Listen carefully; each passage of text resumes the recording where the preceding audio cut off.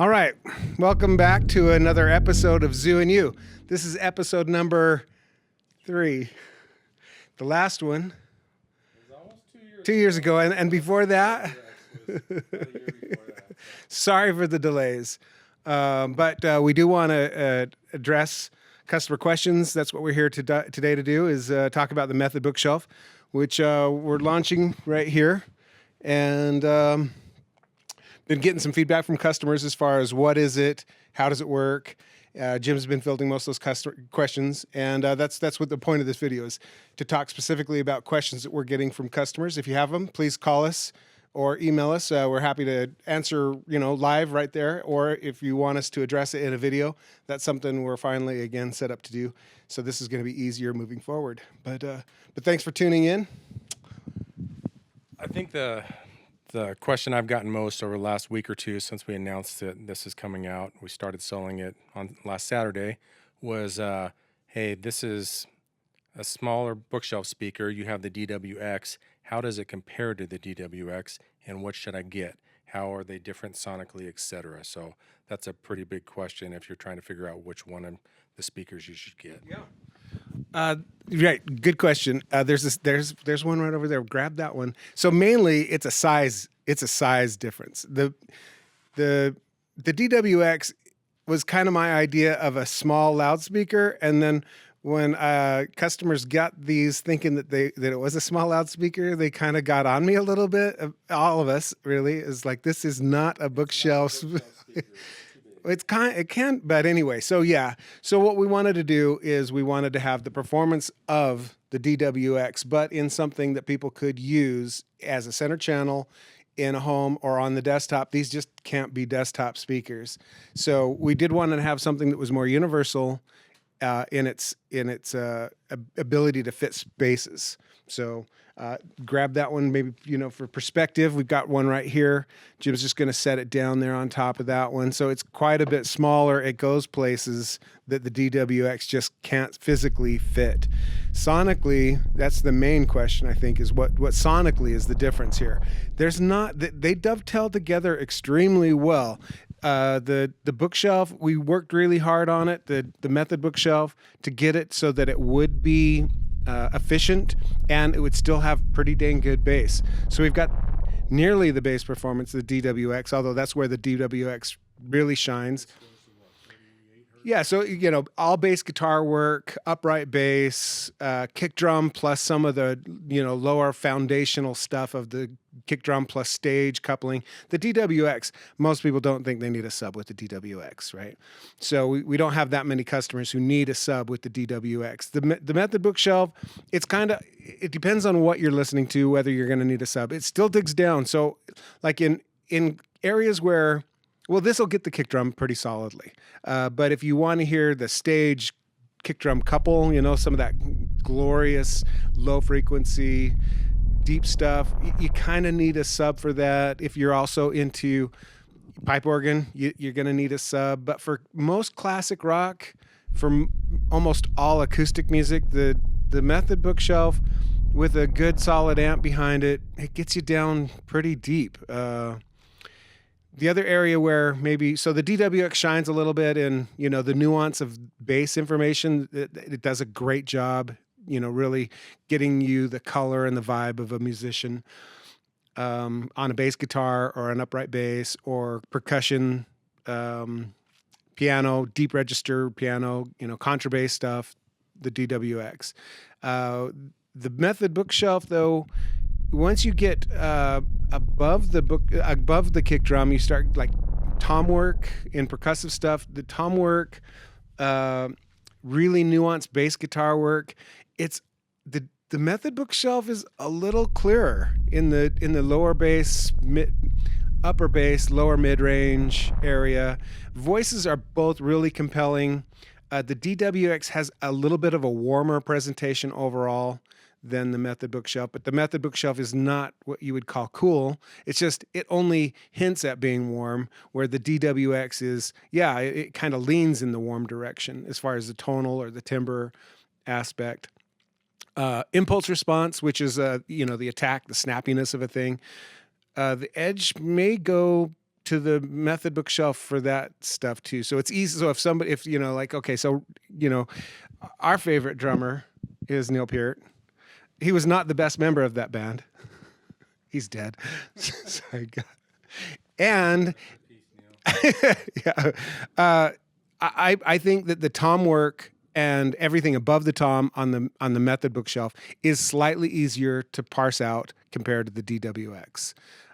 Vocals, again, maybe this will lean a little bit more favor of you know, women's voices, or you know, higher register voices, where this will favor a little bit male vocals, and Geddy Lee kind of fits in the middle. So that's where you got any. No, that's good. Another thing I did want to mention, though, is this, you're seeing it without the grill on. It does ship with a grill.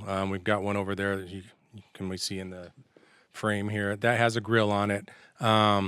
We get this question a lot. I'm putting Sean on the spot here. We get this question frequently. Hey, can we get a grill for our 10-inch drivers?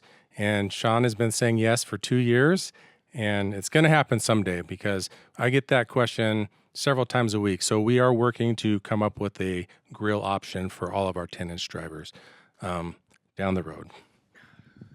Sorry. Yeah, that's okay.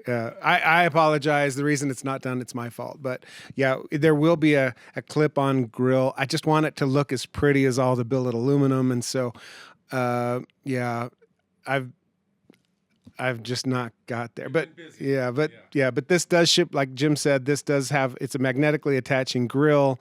It's wall to wall, and it seals pretty good. So if you're using it outside in a pavilion or on a deck or your houseboat, it's weather resistant, and it'll keep the bugs out too. So the grill on this is pretty cool. It's acoustically transparent. You can use it with the grill all day long. It does look good without it, but yeah. All right. Okay. Another question I've gotten a time or two is, we have announced that we're doing a Method subwoofer as well. How does the Method sub complement the Method bookshelf? And then also, how does that compare with our other kind of main subwoofer offering, the Undertone 3? All right. So part of the things we wanted to do with the Method bookshelf is make it accessible for a lot of people, both the size and the price.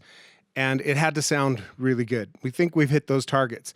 There are a lot of people who do listen to really deep music, whether it's pipe organ or really soupy metal music or glitch and noise music. For that stuff, to get the bottom octave, maybe the bottom 2 octaves, a sub is nice.